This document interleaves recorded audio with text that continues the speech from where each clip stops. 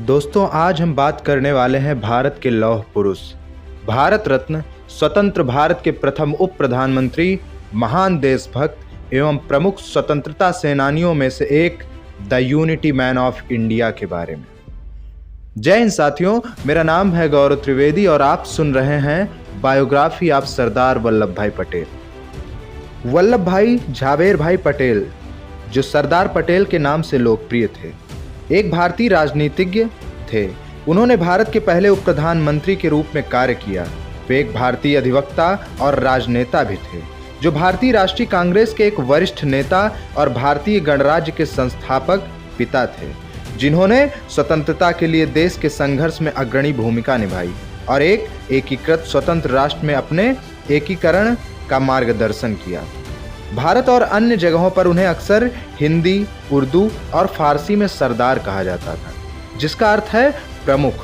उन्होंने भारत के राजनीतिक एकीकरण और 1947 के भारत पाकिस्तान युद्ध के दौरान गृह मंत्री के रूप में भी कार्य किया। पटेल जी का जन्म नडियाद, गुजरात में एक लेवा पटेल परिवार में हुआ था। वे झावेर भाई पटेल एवं लाडबा देवी की चौथी संतान थे। उनकी शिक्षा मुख्यतः स्वाध्याय से ही हुई। लंदन जाकर उन्होंने बैरिस्टर की पढ़ाई की और वापस आकर अहमदाबाद में वकालत करने लगे। महात्मा गांधी के विचारों से प्रेरित होकर उन्होंने भारत के स्वतंत्रता आंदोलन में भाग लिया। स्वतंत्रता आंदोलन में सरदार पटेल का सबसे पहला और बड़ा योगदान 1918 में हुआ खेड़ा संघर्ष था। बारदोली सत्याग्रह भारतीय स्वाधीनता संग्राम के दौरान वर्ष 1928 में गुजरात में हुआ एक प्रमुख किसान आंदोलन था, जिसका नेतृत्व वल्लभ भाई पटेल ने किया था। उस समय प्रांतीय सरकार ने किसानों के लगान में 30% तक की वृद्धि कर दी थी। पटेल ने इस लगान वृद्धि का जमकर विरोध किया। सरकार ने इस सत्याग्रह आंदोलन को कुचलने के लिए कठोर कदम भी उठाए, पर अंततः विवश होकर उसे किसानों की मांगों को मानना पड़ा। इस सत्याग्रह आंदोलन के सफल होने के बाद वहां की महिलाओं ने वल्लभ भाई पटेल को सरदार की उपाधि प्रदान की। आज़ादी के बाद सरदार जी की भूमिका के बारे में अब हम जानते हैं। यद्यपि अधिकांश प्रांतीय कांग्रेस समितियां पटेल के पक्ष में थी, गांधी जी की इच्छा का आदर करते हुए पटेल जी ने प्रधानमंत्री पद की दौड़ से अपने को दूर रखा और इसके लिए नेहरू का समर्थन किया।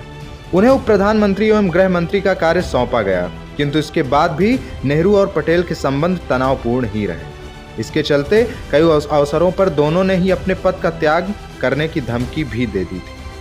गृह मंत्री के रूप में उनकी पहली प्राथमिकता देसी रियासतों को भारत में मिलाना था। इसको उन्होंने बिना कोई खून बहाए संपादित कर दिखाया। केवल हैदराबाद स्टेट के ऑपरेशन पोलो के लिए उनको सेना भेजनी पड़ी थी। भारत के एकीकरण में उनके महान योगदान के लिए उन्हें भारत का लौह पुरुष के रूप में जाना जाता है। सन 1950 में उनका देहांत हो गया। इसके बाद नेहरू का कांग्रेस के अंदर बहुत कम विरोध शेष था। स्वतंत्रता के समय भारत में 562 देसी रियासतें थीं। इनका क्षेत्रफल भारत का 40% था। सरदार पटेल ने आज़ादी के ठीक पूर्व यानी कि संक्रमण काल में ही वीपी मेनन के साथ मिलकर कई देसी राज्यों को भारत में मिलाने के लिए कार्य आरंभ कर दिया। केवल जम्मू कश्मीर एवं जूनागढ़ तथा हैदराबाद स्टेट के राजाओं ने ऐसा करना नहीं स्वीकारा। जूनागढ़ सौराष्ट्र के पास एक छोटी रियासत थी और चारों ओर से भारतीय भूमि से घिरी थी। वह पाकिस्तान के समीप नहीं थी। वहां के नवाब ने 15 अगस्त 1947 को पाकिस्तान में विलय की घोषणा कर दी थी। राज्य की सर्वाधिक जनता हिंदू थी और भारत विलय चाहती थी। नवाब के विरुद्ध बहुत विरोध हुआ तो भारतीय सेना जूनागढ़ में प्रवेश कर गई। नवाब भागकर पाकिस्तान चला गया और 9 नवंबर 1947 को जूनागढ़ भी भारत में मिला लिया गया। फरवरी 1948 में वहां जनमत संग्रह कराया गया, जो भारत में विलय के पक्ष में रहा।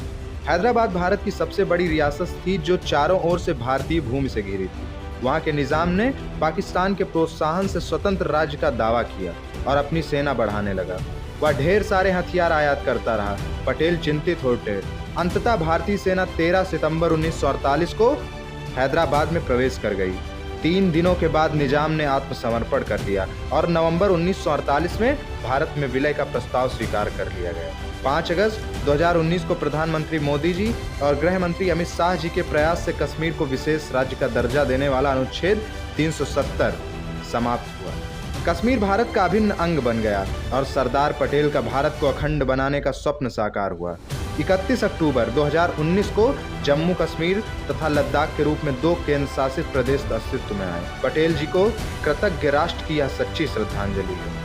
सन 1991 में मरणोपरांत पटेल जी को भारत रत्न से सम्मानित भी किया गया। इन्हीं के सम्मान में 31 अक्टूबर 2013 को सरदार वल्लभ भाई पटेल की 137वीं जयंती के अवसर पर गुजरात के तत्कालीन मुख्यमंत्री नरेंद्र मोदी ने गुजरात के नर्मदा जिले में सरदार वल्लभ भाई पटेल के एक नए स्मारक का शिलान्यास किया। यहाँ लौह से निर्मित सरदार वल्लभ भाई पटेल की एक विशाल प्रतिमा लगाने का निश्चय किया गया तथा इस स्मारक का नाम एकता की मूर्ति यानी कि स्टैच्यू ऑफ यूनिटी रखा गया। प्रस्तावित प्रतिमा को एक छोटे चट्टानी द्वीप यानी कि साधु बेट पर स्थापित किया गया है, जो केवड़िया में सरदार सरोवर बांध के सामने नर्मदा नदी के बीच स्थित है।